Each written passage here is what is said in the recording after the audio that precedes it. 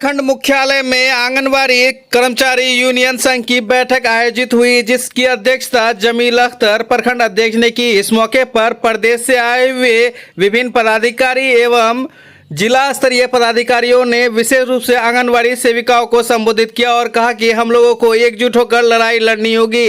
हम लोगों की प्रमुख मांगे हैं कि सरकार राजकर्मी का दर्जा दे, हम लोगों से जो काम का शेड्यूल है वह ले और मानवाधिकार के हिसाब से काम लिया जाए और उसी हिसाब से न्यूनतम सैलरी 24,000 दी जाए। बिंदेश्वर सिंह। अच्छा, किस चीज़ को बैठक का क्या उद्देश्य है? आज बिहार राज्य आंगनबाड़ी कर्मचारी यूनियन जो एटक से संबद्ध है के तत्वाधान में पूर्णिया जिला के अमौर परियोजना कमेटी की विस्तारित बैठक हो रही है। इसमें जिला महासचिव सुनील कुमार सिंह हमारे साथ हैं और पूर्णिया जिला नेतृत्व के कई साथी यहाँ मौजूद हैं। संगठन प्रभारी राज्य के प्रकाश कुमार सिन्हा जी हैं। आज के जो बैठक का मूल उद्देश्य है वो आंगनबाड़ी सेविका सहायिकाओं से सरकार सरकारी कर्मचारी से भी अधिक काम लेती है, लेकिन उन्हें सरकारी कर्मचारी का दर्जा देने की बात तो दूर है, इन्हें खेत मजदूरों को मिलने वाले न्यूनतम मजदूरी के समान या मनरेगा के मजदूरों के मिलने वाले न्यूनतम मजदूरी के समान भी मानदेय राशि नहीं दिया जाता, जो भारत के संविधान का, सुप्रीम कोर्ट के डायरेक्शन का और मानव अधिकार का खुल्ला उल्लंघन है। और यह उल्लंघन किसी व्यक्ति के द्वारा नहीं हो रहा है, यह उल्लंघन खुद भारत सरकार, बिहार सरकार कर रही है।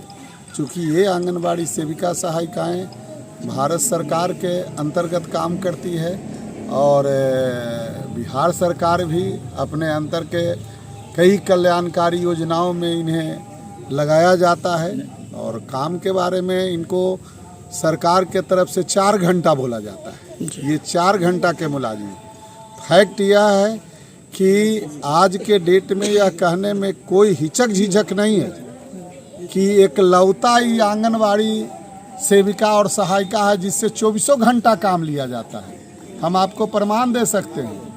ये OTP या DPT के नाम पर जो है 12 बजे रात में आता है कि OTP को क्लियर कर करके यहाँ दीजिए। हमने उसका प्रूफ मुख्यमंत्री तक को लिखित में दिया है कि आप इसको जांच करिए, ये मानव अधिकार का उल्लंघन है। आप सरकारी कर्मचारी या पदाधिकारी से भी 8 घंटा कोई भी मैनेजमेंट प्रतिष्ठान या सरकारी कर्मचारी या सरकार काम ले सकती है और इनसे कोई लिमिट ही नहीं है, कोई समय सीमा नहीं है।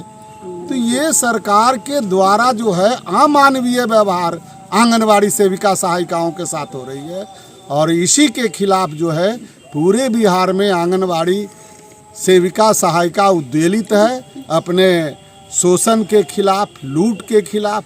एक तो सरकार न्यूनतम मजदूरी नहीं देती है और अधिकारी भी इनसे जबरन जो उनके शेड्यूल में काम नहीं है, राज्य सरकार का कोई योजना आवे आंगनबाड़ी को लगा दो, केंद्र सरकार का कोई योजना आवे आंगनबाड़ी को लगा दो। जैसे फ्री का बंधुआ मजदूर है, कोई इसका कहीं कोई कानूनी नियम नहीं है और ये सब नियम कानून सरकार के आला अधिकारियों के द्वारा हो रहा है। इसलिए हम लोग लड़ाई लड़ रहे हैं कि अब इन लोगों पर भी मानव अधिकार के उल्लंघन का इनके वरिष्ठ पदाधिकारियों पर मुकदमा करेंगे और इन लोगों के खिलाफ लड़ाई होगी। सेविका सहायिका अब यह शोषण उत्पीड़न बर्दाश्त करने वाली नहीं है, इनको भी कानून के अंदर में आना पड़ेगा।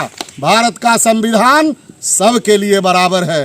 ये समता मूलक समाज के लिए एक चपरासी के बेटा से लेकर के राष्ट्रपति के संतान सब पर कानून एक समान लागू होता है और आंगनबाड़ी सेविका सहायिका के साथ इस तरह का जो शोषण और दोहन हो रहा है, अब सेविका सहायिका बर्दाश्त नहीं करेगी।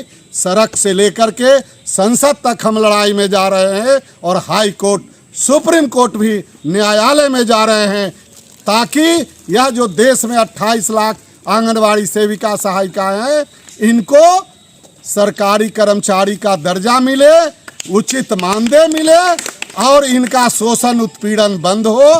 यही लड़ाई के लिए हम लोग जन जागरण अभियान पूरे देश में, पूरे राज्य के सभी परियोजनाओं तक एक एक आंगनबाड़ी सेविका सहायिका तक पहुंचने का हम लोग संकल्प लिया है और सभी जगह जा रहे हैं।